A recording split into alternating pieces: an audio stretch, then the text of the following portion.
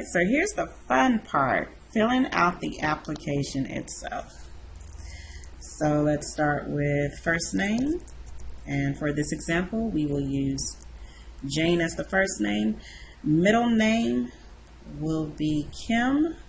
Last name Smith. You don't have a suffix. Date of birth January 1st, 1900. The city that I was born in, we will use Dallas. The country that I was born in was United States. And then the state that I was born in was Texas. My social security number for this example, we will use 1, 2, 3, 4, 5, 6, 7, 8, 9. My sex is female.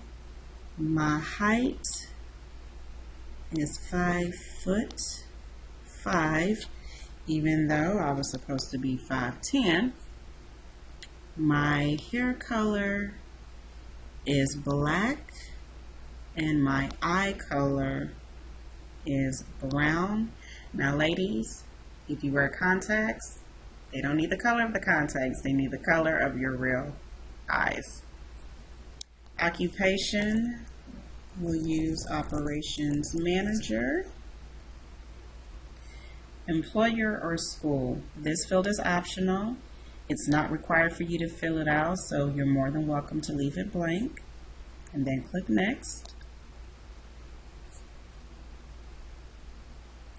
Now it wants the street address of where you want to receive your passport. So we will use 123 Dolly Lane, apartment number 32. The city is Irving. Country is United States. The state is Texas, and the zip code is 75063. Now, for those who might be using their work address to receive their passport, this is where you would use the field where it says in care of. So if it's going to your company address, make sure that you list that it needs to have your name on there, so that way whoever receives the mail at your job knows that particular package needs to go directly to you. Now, the next question is this your permanent address? If this is your home address, then you would say yes. If it is not, then you need to click no and list your permanent address. So when you click no, this will pop down and it wants your residence address. So since I gave my residence address above, I'm going to click yes. And then let's scroll down. And now it wants to know my preferred method of communication. It is actually quicker to email me because I get my emails on my phone, and I'm faster at emailing you back versus mail. And so I need to list my email address. So we'll say jane.smith@gmail.com. It wants me to confirm the email address I just typed, just to make sure it matches. And then it wants me to list my phone number, and I will give it my cell and click cell phone. You do have an option to add another phone number if you want to give them your work number or your home phone number. And then click next. Now it wants to know the date of your trip. Okay. At You Deserve Vacations, a good rule of thumb is move your travel dates up by a week to ensure that you get your passport on time. So, for example, I know that I am leaving to go to Jamaica May 27th of this year. So I'm going to move my dates up by a week. So I'm going to tell it that I am traveling on May 20th of this year and returning May 23rd of this year. And then it wants to know the countries I'll be visiting. I'm only visiting one, so I will list Jamaica. And then click next. Now it wants to know who should they contact in case of an emergency with you. They really prefer if it's someone that is not traveling with you. So since I am going on a girls trip, I am going to list my husband as an emergency contact. And his name is John Smith.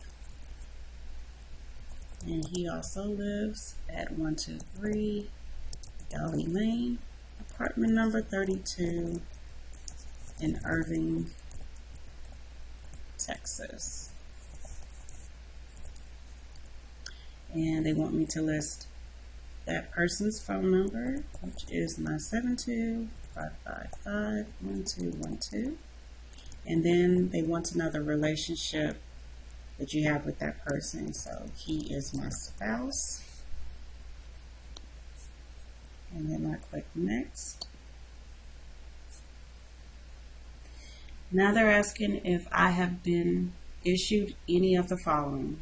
So no, I've never received a passport book.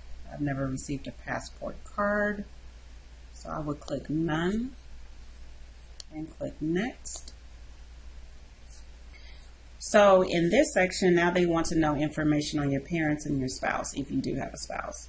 So if you do not have any information on your mother or your father, you can click here where it says unknown, and it'll take those fields away from your application. So for this example, we will use Lisa Smith as my mother. If you notice, they are asking for the date of birth in this, the city that your parent was born in, but these are not required fields, which means that you can leave those blank. And my mother was a female and a U.S. citizen. For my father, we will use Chris Smith, and I will leave his date of birth, place of birth blank, since that's not required. He is a male and also a U.S. citizen. And then the next question is, have you ever been married? Yes. And so for my spouse's name, John Smith, and date of birth, 9/6/1912, and he was born in Denton, Texas, and he is a U.S. citizen. Date of most recent marriage, which basically means what day did we get married, and that was May 24th, 2015. And have you ever been widowed or divorced? No, I have not. But if you have, you would click yes, and then you would get an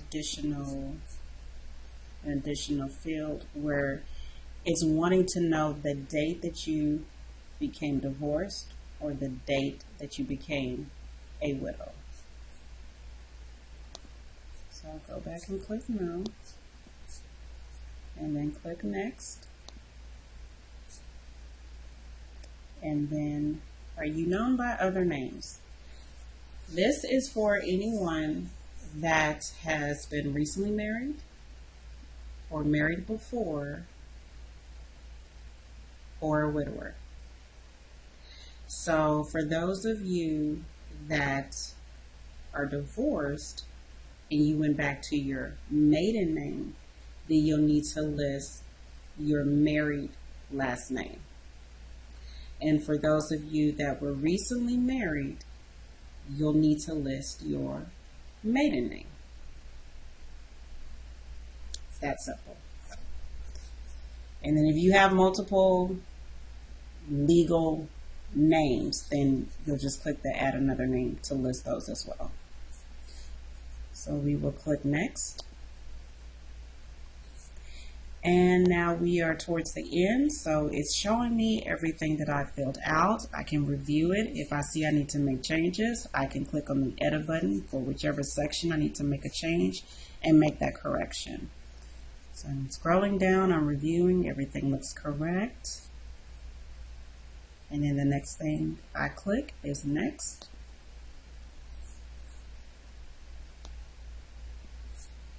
And now there is something that says passport options. So it wants to know if I want the book, the card, or both the book and card.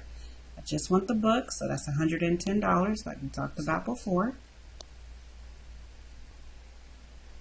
Then it wants to know about the processing method. We'll do the standard processing because that is typically 4 to 6 weeks for them to process. I want them to deliver this as standard delivery. That will take 3 to 5 days via USPS. And underneath additional fees, there's a file search fee here. And if you click that question mark, it'll tell you that this is an optional fee for any new passport book or card applications without proof of citizenship. So as long as you have your certified copy of your birth certificate, you will not need to check this off. You can skip that fee. And like we talked about earlier, they charge an acceptance fee of $25. So it tells me that the total cost for my application is $135. So now I click next. So now I get to print my application. So I just scroll down and I click where it says I have read and acknowledged the steps and information contained above, which again is just going over what identification you'll need to have with your application, the U.S. citizenship to show proof of that, the recent passport photos, and then the fees that are assessed with the application. So I click create a form. And voila, and all those questions I answered and those fields that I filled out, they've now been populated for me.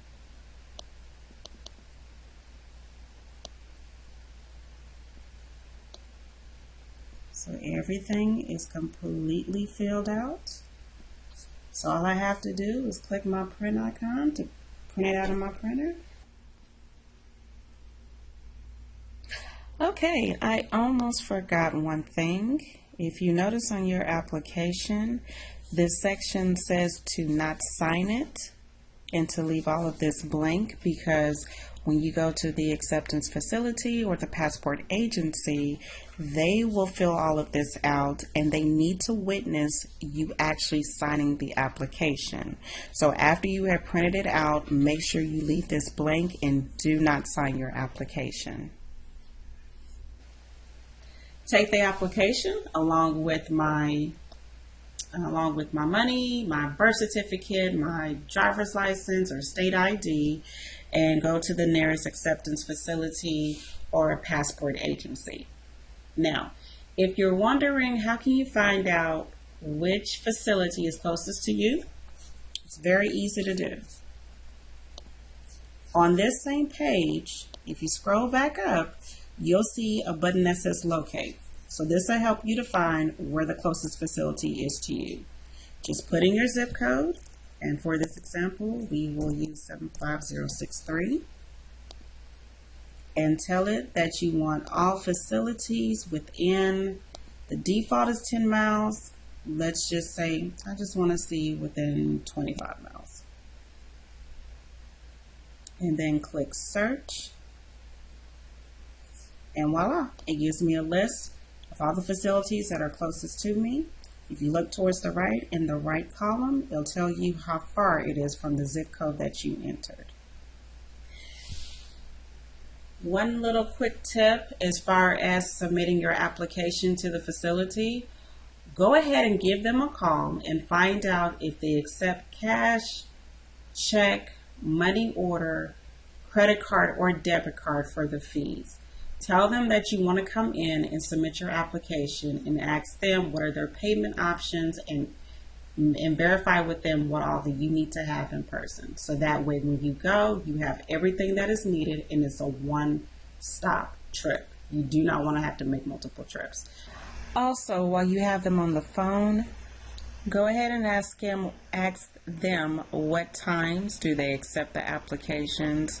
I know for a fact if you take it to your local post office, they'll typically say, well, we can only accept applications between 8 and 12 or 8 and 1.